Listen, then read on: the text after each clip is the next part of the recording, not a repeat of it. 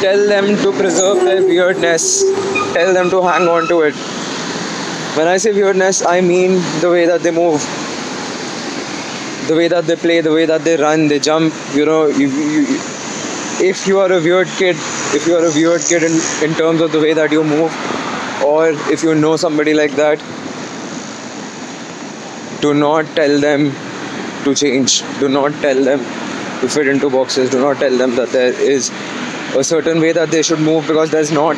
There's literally not. You might be coming in the way of something really, really great. Kids move in weird ways. People move in weird ways. People in general move in weird ways. There is nobody that can tell you that this is how you're supposed to do a jump, or supposed to sprint, supposed to run.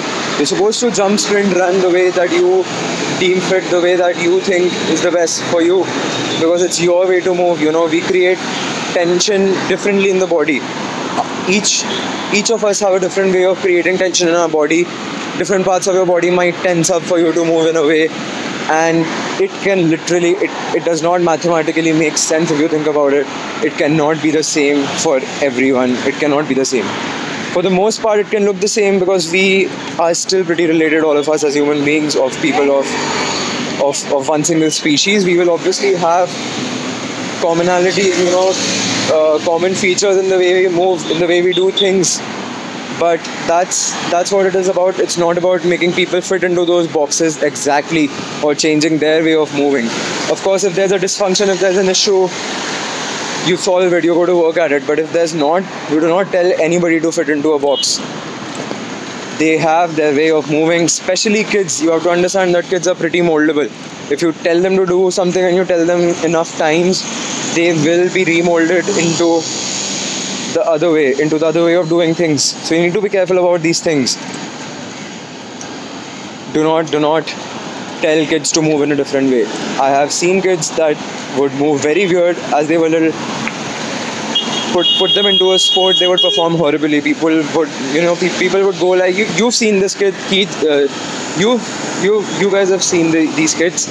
You definitely have. Think back to the time you were playing. Maybe wherever you used to play, whatever sport you used to play, you would always have those kids that moved in a weird way, and you would go like, okay, this guy, this girl does not belong here. In a sport, I'm commenting on, I used to do that. I used to do that to kids, definitely. So yeah, you would have those weird kids that move in a weird way, and at first, if they're really young, or if they're really new at the sport, you would feel like, even they would feel like they do not fit. It seems like they are trying to do what they're supposed to do in the sport, but it's just not happening for them. And you also feel like the need to pass judgment on whether they even belong there in the first place or not, or whether they'll ever be able to play that sport. Then those kids grow up, and they grow up to be fantastic movers in that sport. They adapt in a very different way, and they turn out to be those freak athletes. It is a possibility, and there are a lot of things, when we talk about freak athletes, there are a lot of things that differentiates regular athletes, regular people trying their hand at a sport, versus people that are naturally gifted. You have a lot of differences in between these two types of people. But the one difference, Nemo, no, don't do it there, Dada. But the one difference is that, bro, my dog just pooped in front of a nursery. I don't know how I feel about that. But yeah, so the one difference there is that elite athletes, gifted movers are gifted. They're different. They move in a different way. And it is very hard for people that got molded into a sport in a very specific way, in a very mechanical, planned manner. It is very hard for those guys to match up to the movement of gifted athletes, of athletes that move in a different way. So this is what happens. This is what happens a lot of times. I'm not saying that this is the one, because for us to even have these conversations, you guys need to know that the ground rule is that there is no direct cause and effect. One thing does not lead to the other. The outcome of anything, when we're talking sports, when we're talking movement, when we're talking fitness, is a very complex system of a lot of correlated, messed up things that jumbled up with each other, and the outcome of that is what is happening and what is being manifested in real life. In term, whenever we in extension, maybe a lot of things, but definitely in anything related to fitness, movement, sports. So yeah, do not tell kids to get molded. It happened with me as well. I can remember back to a very particular time when I would participate, and I've always been good at sprinting. Uh, Came out a little weird because I do not like tooting my own horn, so to speak. But just this is just so that I can give you guys an anecdote, and I need everybody to know that. So yeah, for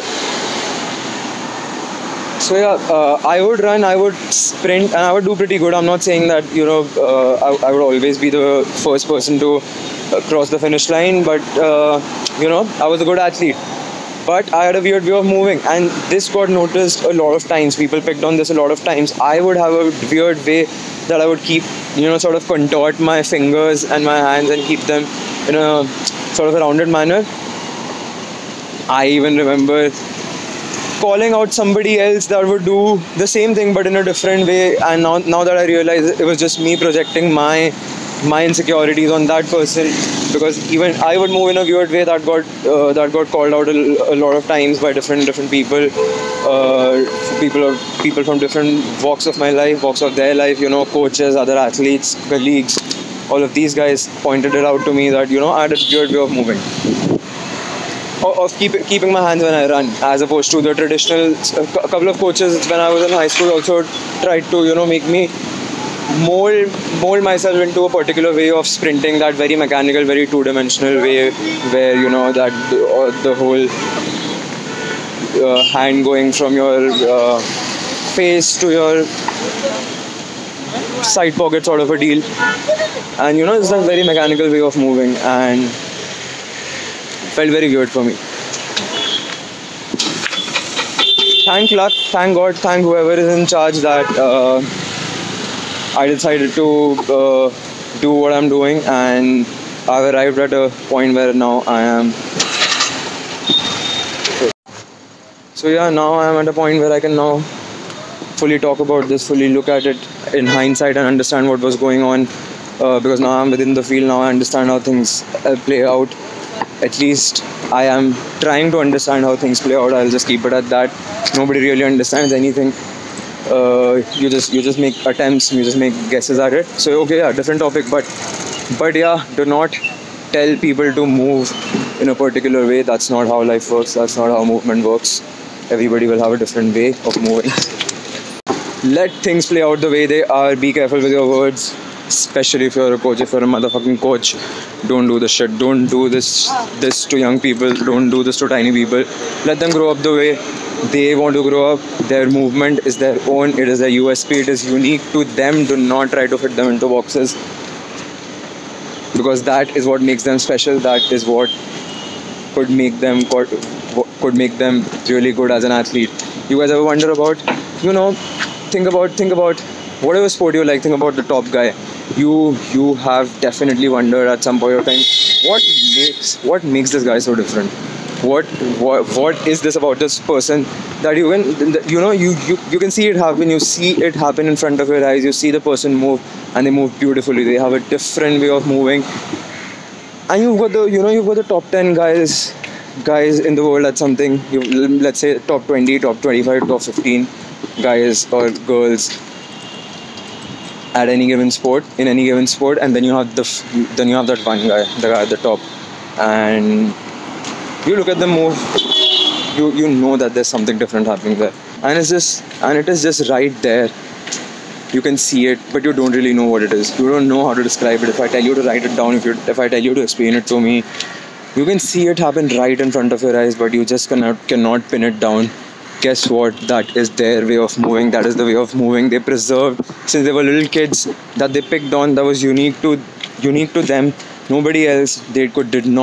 Would not get molded into boxes, into the supposed 2, 3, 4 different ways of moving in any given particular format or sport. Guess what? They did not get molded into that. It was special to them, and that is what made them become what they are.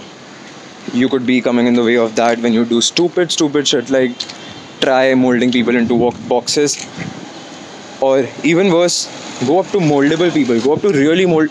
See, it is hard to change a fully grown person. You go up to little kids, you'll go up to little girls and guys.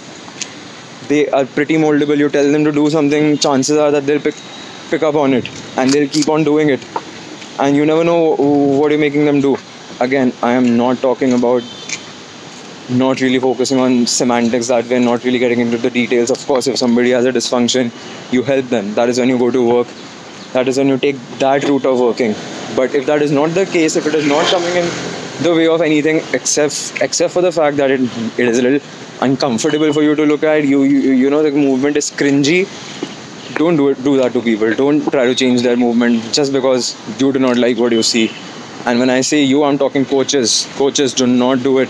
Understand the game you are in, understand the business you are in, understand your responsibility, understand how you have to ball. Do the right thing.